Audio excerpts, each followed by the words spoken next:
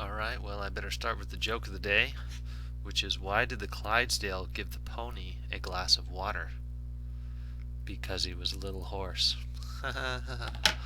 Oh boy. Anyway, so here's our I think is my question for today, exercise 11-4. Let me preface this by saying I totally guessed on all of this. I skimmed the chapter and did my best to try and understand how to do this problem. I don't understand any of this. I Googled it and YouTubed it and tried to come to the right answer, and started out with a lot of red boxes and played with stuff until I got green boxes. So hopefully I say something that's useful to somebody. I don't know if this is the right way to do it or not, but it got green boxes. So first question, how many shares of common stock are outstanding? So I don't remember exactly what I did first. I did some subtraction between these two and got it wrong, and then I punched in just 565,000 and got that wrong, and then I said, well, maybe I have to subtract this treasury stock, which is what it ended up being. So if you look over here, I took the shares issued, which was 565,000, subtracted the 6,900 treasury stock, which gave me 558,100 shares of common stock outstanding. Okay.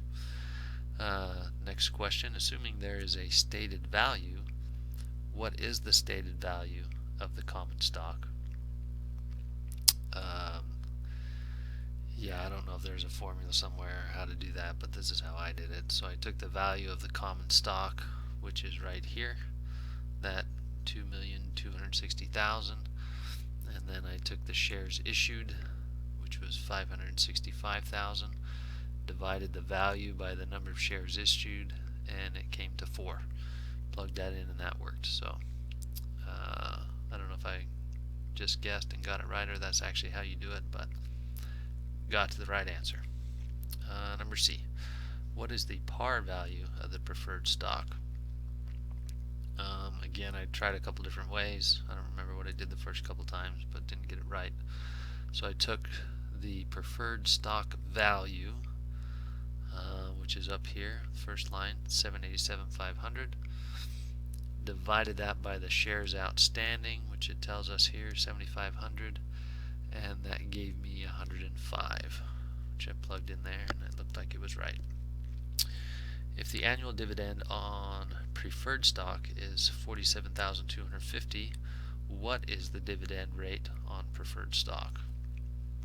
So this is one of those things that they mess you up with in Wiley Plus. Sometimes they tell you to round it, sometimes they don't. So the answer appears to be 6, but I had typed in 6.3 prior and got it wrong, and couldn't figure out any other way to try and get to that answer. So I just took the 0.3 away and got it right.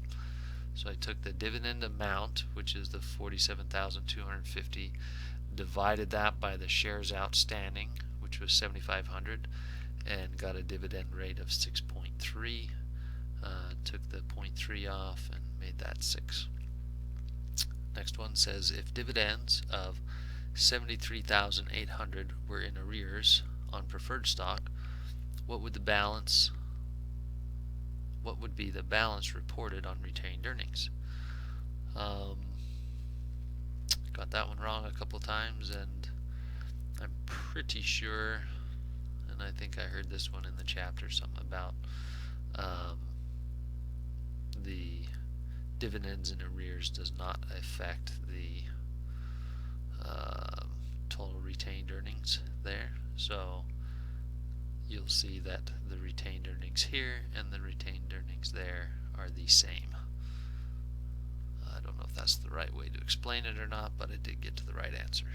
So hopefully you guys have a better way of doing that, and if you want to comment the right way to get here or make a better video than this one, then feel free to post it and I'll take a look at it. Thanks. Bye.